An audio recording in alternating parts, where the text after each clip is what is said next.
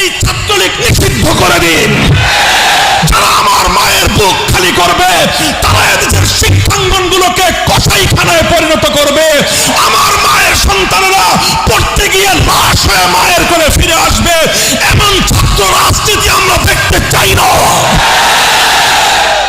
অবস্থা অনেকটাই এমন, আজ বাংলাদেশকে ভালোবাসাই সবচেয়ে বড় অপরাধে পরিণত হয়েছে। দেশের স্বার্থে কথা বলবেন, পিটিয়ে মারবে, অভিযোগ করবার কোনো জায়গা নাই।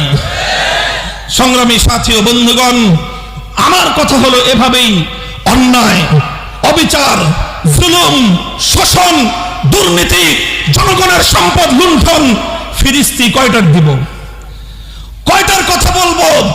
তানহামা দাগ দাগ সুদ, পুম্বা কুজা কুজা নেহাদ, সারা শরীর ক্ষত বিক্ষত, মলম আর পট্টি আমি কয়খানে লাগাবো?